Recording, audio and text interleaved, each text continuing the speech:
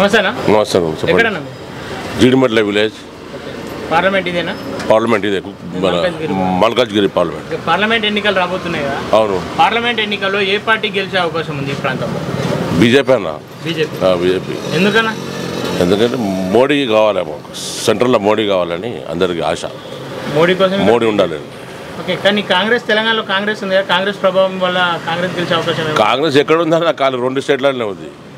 మరి అంతే, మోడీ గారు మొత్తం మోడీ గారే అంతా ఉండాలని అందరు ఆశ, పబ్లిక్ ఆకాంక్ష. నాది ఒక్కంది కాదు నేను చెప్పేది. నేను ఎవరైనా, నేను 100 మందిని అడిగినా అదే చెప్తున్నారు, సెంట్రల్లో మోడీ ఉండాలని. ఎందుకోసం మోడీ? మోడీ అంటే అన్ని మంచి పనులు చేస్తున్నారు. మోడీ ఏం తప్పు చేసిండు? మోడీ ఏం మంచి పనులు చేసిండు? అన్ని మంచి పనులు చేసిండు, ఏమైనా అన్ని మంచి పనులు చేసిండు మోడీ.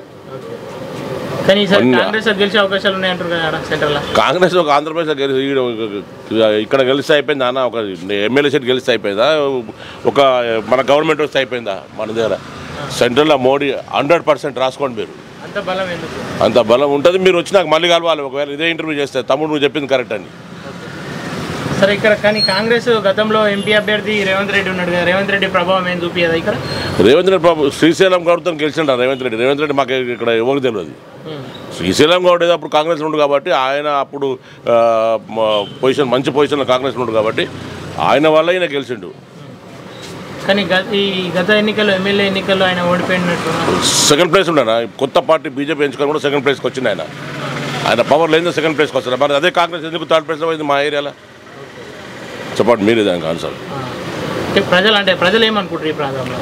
ఇక్కడ ప్రజలు మాత్రం 100% మా సీటు మాత్రం ఇది ఎంపీ సీటు బీజేపీది 100% గ్యారంటీ.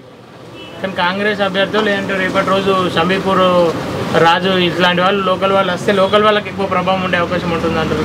లోకల్ వాళ్ళు ఉంటే అలా ఇప్పుడు మన తెలంగాణ అంటే లోకల్ వాళ్ళు ఎక్కువ. యూపీ, బీహారీ, రాజస్థాన్ అందరూ ఉన్నారు మన దగ్గర. ఇక అన్ని ఓట్లు, ఏ ఓట్లు మిస్ కావు, అన్ని మోడీకే పోతాయి. బలంగా 100% గ్యారంటీ, వితౌట్ ఫెయిల్.